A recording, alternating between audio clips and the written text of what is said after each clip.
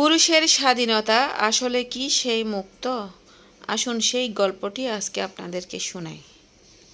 সবাই ভাবে পুরুষেরা আসলেই স্বাধীন। তারা নাকি যেভাবে খুশি করতে পারে, যেখানে খুশি সেখানে যেতে পারে।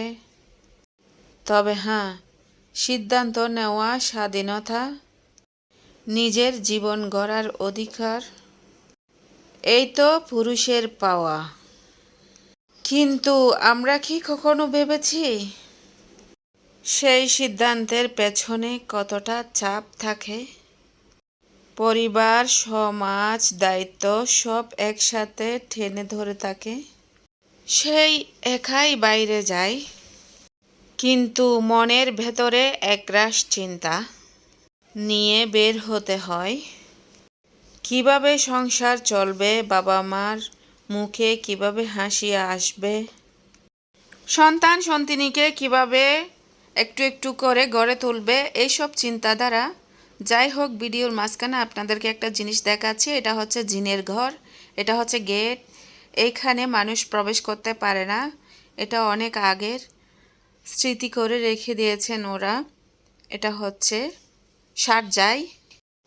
শারজাতে যাচ্ছিলাম কোনো এক কাজে, যাওয়ার পথে এই ভিডিওটি করা। অবশ্যই আপনাদের মাঝে ভালো লাগবে।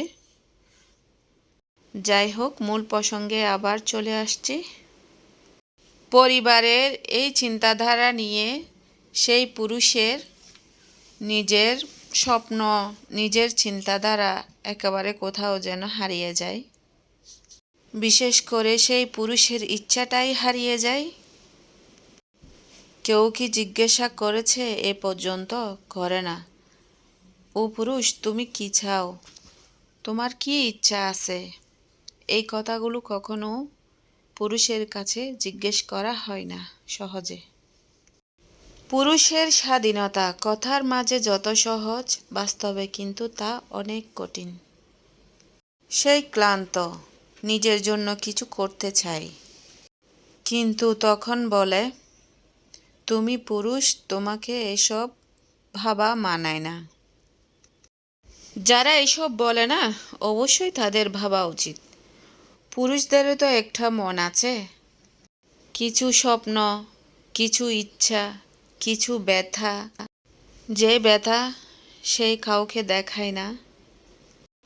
আজ এই ভিডিওতে আমরা বলি, পুরুষদেরও স্বাধীনতার প্রয়োজন আছে। শুধু বাইরে নয়, ভেতরেও স্বাধীনতা। ভাবনা থেকে, চাপ থেকে, বোঝা থেকে মুক্তি, এটা হচ্ছে পুরুষের স্বাধীনতার এক অংশ। শুধু পুরুষ নয়, সে একজন মানুষও। তাকেও নিজের মতো করে বাঁচতে দিন। বন্ধুরা, আজকের মতো এই পর্যন্ত। অবশ্যই ভিডিও কোনো অংশ ভালো লাগলে SM ট্যুর ব্লগসের সাথে থাকুন। সবাইকে আবারও ধন্যবাদ।